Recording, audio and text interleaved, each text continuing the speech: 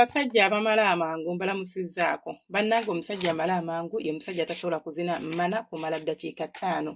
Ng'ekyo nno we mba nkikugambye waliwo abasajja abali eyo nga n'eddakiika 2 musajja wattu tasobola kuziweza. Ng'emmana waba yeegagamudde nnyo n'azina akoma ku ddakiika 1, 2 nga wakoma nga tasobola kusukkawo awo. Omusajja yenna ng'olina embeera eno okozesezza ku ddagala ery'enjawulo likyagaanye ogezezzaako bino ogezezzaako biri. Nabagamba sometimes ebintu ebineetera omusajja oba bivirako omusajja okubeera ng'omala mangu. Tuyinako okubeera nga munange gwoba mu kikolwa ky'omukwano nervous system yo tebondinga bulungi oba tekwatagana bulungi. It's only that abalala oluusi ebintu byemukonsuminga oba byemuli ebitalina nnyo mulamwa mu mubiri gwammwe. Ne weesanga ng'olina high cholesterol levels, ne weesanga nga testosterone ziri wansi, ne weesanga nga bingi ebibeerawo nga it's just your diet nga yeekusumbuwa nga teweetaaga ddagala ly'amaanyi nga weetaaga kyusa mu byakulya. Nabagamba nja kuba ndeetangayo concoctions oba kyenandiise remedies zetusobola okwekolera ewaka nga tetugenze wa senga feyina ngamba nti genda ofune simanyi ekimankulata no, naye nga bintu biri mu ffumbiro lyo, bintu biri wakaawo oba biri mu katale kali okumpi osobola okugenda n'obeera ng'obifuna era ng'obikozesa. Olwaleero tugenda kulaba kye tuyita beetroot. Beetroot omukwata genda mu katale ojja mulaba byebifaananyi biri awo oba byolabawo ku screen yo. Beetroot tugenda kufuna entangawuzi, tufune omubisi gw'enjuki, tufune enniimu.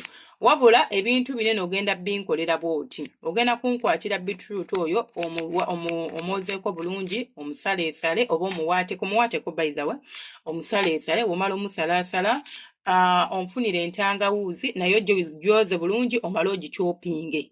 Bw'omala ogikyopinga byonna teeka wali, omala onfunire omubisi gw'enjuki, onfunire n'enniimu. Enniimu ogenda giwaata bulungi. Ofune ekitundu ky'enniimu ng'omaze okiwaata okisaleesale nga togikamuddeemu juice.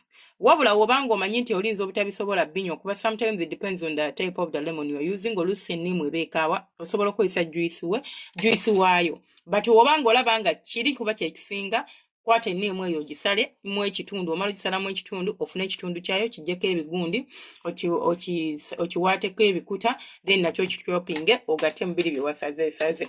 Ogenda kunfunirayo ka blender. Nabagamba mu abaami abalina ekizibu ekyo. Ne woobanga wooli tewali masannyalaze osobola okugulayo ka blender ke bakyajinga. Waliwo obuntu buno obugundi bwe tuyita juice blender. Simanyi oba Uganda gye buli naye buleka gye buli. Nga tokateeka mu masannyalaze nti direct n'okakozesa. Osobola okakyajingira ewa neighbor, osobola okakyajingira gye bakyajinga n'okatwala n'obagamba nsaba kunkyajingira ku kantu kano, n'obawo 5 oba 10 ne bakakyajinga, kaba kajja kukola emirundi nga 3 kwena nga tekannaba kuzikira. Buli lunaku n'oteekamu ebintu byo n'obiblendinga bulungi, olwo n'olujja okubeera ng'osobola okukola ebintu bino. Tongamba nti singa ebyo by'osomesa bya luxury, kati nze blender njigye wasiina na masannyalaze ne bwe neegagamula ne njigula. Osobola okwegagamula n'ogula akantu kaneeno. Nakyo we bannaye bino ebintu bisinga ebyo ebidagala byemunywa. Simanya Viagra, simanya biki, simanya pulutu, bibisingira wala kubanga tebirina buzibu bwonna. Bikujjanjaba nga bikujjanjaba okuva munda, ofuna results ennungi ate ng'oli ku nakyo. So nfunira Viagra, sorry Viagra.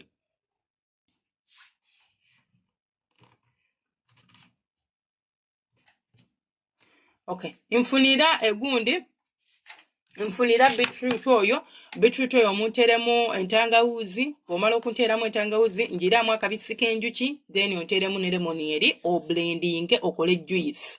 Bw'omala okukola juice onywe. Ebintu bino bigenda kuyambako okubeera nga olastinga oba ng'owangaala mu kisaawe ky'okwezina. Bigenda kuyambako okubeera ng'omukira gwo tegugwa mangu. Naawe omusajja alina omukira ogulebera. Tinze senga obuzibu bwange si bwa kubeera nti oba nti kino oba kiri, wabula nze senga omukira ogwange gulebera. Gw'alina omukira ogulebera naawe bigenda kuyambako okubeera ng'osobola okugumira mu mmana oba ng'embolo yo terebera nnyo ng'oli munda mu mukyala. Ekirala ky'ogenda okubeera ng'ofuna waliwo ekintu kyempita endurance, okubeera ng'osobola okugumira like ebbanga oba okubeera ng'osobola okuguma ng'ozina emmana akasolo nga tekagwa mangu. Abantu abasinga muggwa oba abamu muggwa because oli munafu nga gwe omuntu mu mubiri. Omubiri gwo munafu. Buli w'obeera ng'omubiri gwo munafu, chances nnyingi nnyo okubeera ng'akasolo kagenda kugwa mangu. Kubanga omubiri gwo munafu, tosobola kubeera ng'owangaala omubiri kasita gukoowa munnange n'akasolo kakooyerawo. Ebintu bino tubinywa olw'eggulo ng'ogenda kwebaka, like oba ekiro tonywa like kangambe nti ngenda kwebaka right now n'embinywa nedda.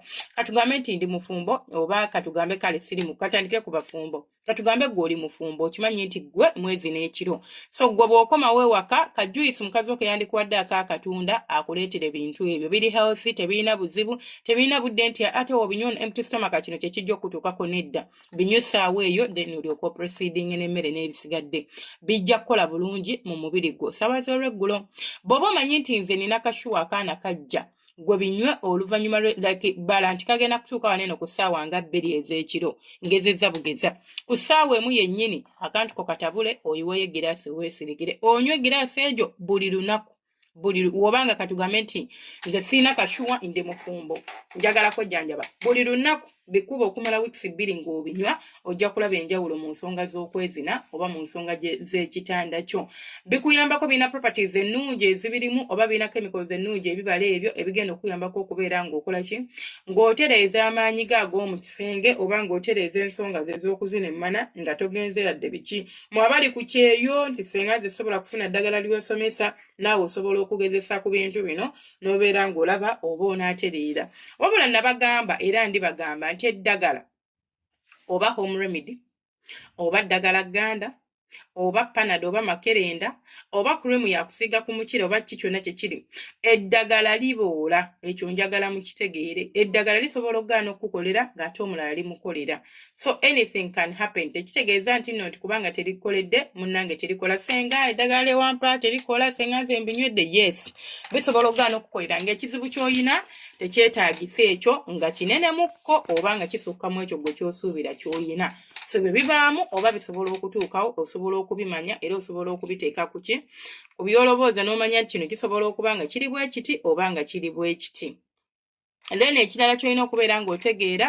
bannange nkola lives oba tukola lives zibeerayo ekiro buli lunaku omwezi guno ez'emisana zigenda kubeera on and off kubanga nenamukko ku bimpuuba but ekiro tubeerayo buli lunaku ssaawa ziba 2 oba 3 ez'e Uganda live eya leero ejja kubeerawo ssaawa nga 3 ku 4 ez'e Uganda ku lunaku olw'omukaaga live ebeera bit late naye nga sigadde nze senga Faith 256 mbaagala nnyo bantu bange mwebale kubeerako mwebale kuwuliriza mwebale kufollowinga mwebale kulikinga babeera ku live zange mbatumiddeko mwebale nnyo mwebale kubeera nga mungoberera bantu bange nsaba Mukama abanjagalire abankuumire mubeere bulungi temujjangu okwo tusinkana ate ekiro ku ssaawa zijja kubeera 3 oba 3 oba 4 ez'e Uganda akuuma takuumira mpeera bannange waliwo omwami atunda ebitanda bya pallet bamuyita the Pallet Kings Uganda is it bamuyita batya olindeeko sibawabifu bamuyita the Pallet Kings osobola okumunoonyaako ku TikTok n'olaba ku waakawe ate nga munnange taseera ebitanda abitunda emitwalo 25 ayina center tables ennungi ayina obutebe bunene obwebweru like you know those resting couches osobola okukagula n'oteekamu obutobo n'obeera nga okiyiringirako ku lubalaza lwo oba ku kabalkoni ko mubeere bulungi akuuma takuumira mpeera.